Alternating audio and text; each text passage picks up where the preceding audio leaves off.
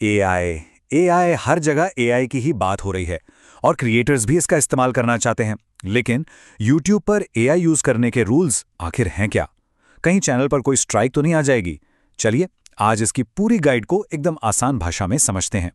तो सीधा मुद्दे पर आते हैं। सबसे बड़ा सवाल जो हर क्रिएटर के दिमाग में है, क्या यूट्यूब पर एआई का इस्तेमाल कर सकते हैं या ये सीधा सीधा चैनल को खतरे में डालने वाला काम है?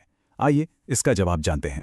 तो अच्छी खबर यह है कि हाँ, आप बिल्कुल एआई का इस्तेमाल कर सकते हैं, लेकिन यहाँ एक बट है, एक लेकिन है, और वो लेकिन है कुछ बहुत ज़रूरी नियम जिन्हें फॉलो करना ज़रूरी है।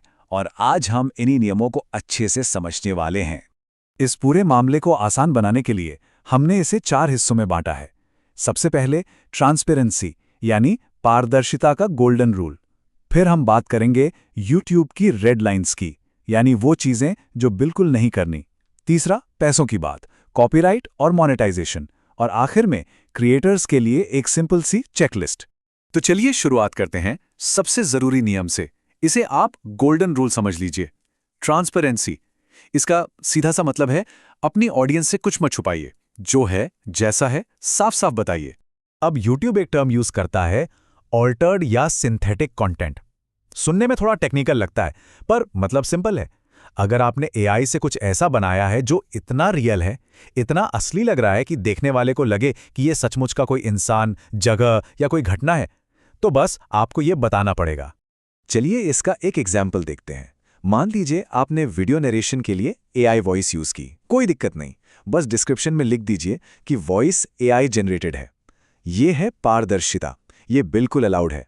लेकिन अगर आप उसी एआई वॉइस का इस्तेमाल करके ये दिखाने की कोशिश करते हैं कि कोई असली इंसान बोल रहा है, तो ये धोखा देना हो गया और ये नियमों के साफ खिलाफ है। चलिए अब बात करते हैं खतरे की घंटी की। YouTube ने कुछ रेड लाइंस खींची हैं, ऐसी लक्ष्मण रेखाएं जिन्हें अगर पार किया तो समझिए चैनल सीधा मुसीबत में। ये वो चीजें हैं जिन पर YouTube की जीरो टॉलरेंस पॉलिसी है। तो ये 3 डोंट्स अपने दिमाग में बिठा लीजिए। पहला, असली लोगों के डीप फेक बनाना। दूसरा, बिला वजह किसी की नकल करना। और तीसरा, खतरनाक गलत जानकारी फैलाना। इनसे तो हर हाल में बचना है। सोच कर देखिए, एक एआई वीडियो आता है जिसमें कोई मशहूर हस्ती कुछ ऐसा कह रही है जो उसने असल में कभी कहा ही नहीं। जैसे कोई प्रधानमंत्री एक फर्जी पॉलिसी की घोषणा कर रहे हैं। ये सीधे सीधे पॉलिसी का उल्लंघन है। इससे चैनल पर स्ट्राइक आ सकती है। तो सवाल उठता है कि क्या एआई से जानकारी दे ही नहीं सकते? नहीं, ऐसा नहीं है। बिल्कुल दे सकते हैं, अगर मकसद एजुकेशनल है, जैसे कोई मुश्किल कॉन्सेप्ट समझाना है, तो एआई एक बेहतरीन टूल है। लेकिन इसी टूल का इस्तेमाल अगर फर्जी खबरों या झूठे वादों के लिए किया तो ये सख्त मना है। ठीक है, नियम समझ लिए, रेडलाइंस पता चल गईं। अब आते हैं असली सवाल पर जिसके लिए हर क्रिएटर काम करता है, पैसा। क्या एआई से बनाए वीडियो से कमाई होगी? क्या वो मोनेटाइज होंगे? चलिए इस कॉपीराइट और मोनेटाइजेशन के चक्रव्यूह को समझते हैं।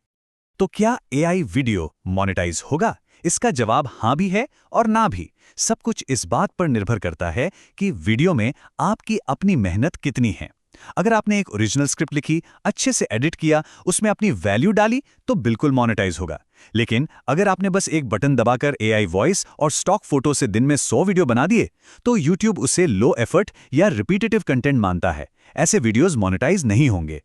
तो इतनी सारी बातों के बाद चलिए सब कुछ एक जगह समेट लेते हैं, एक सिंपल सी चेकलिस्ट बनाते हैं जिसे हर एआई क्रिएटर फॉलो कर सकता है सेफ रहने के लिए।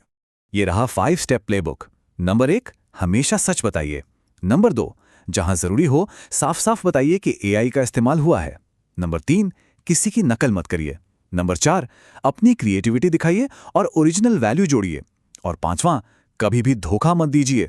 तो आखिर में सवाल वहीं आ जाता है, एआई आखिर है क्या? क्रिएटर्स के लिए एक नया जबरदस्त टूल या एक सबसे बड़ा रिस्क? सोचने वाली बात यह है कि इसका जवाब एआई नहीं बल्कि हम क्रिएटर्स के हाथ में है।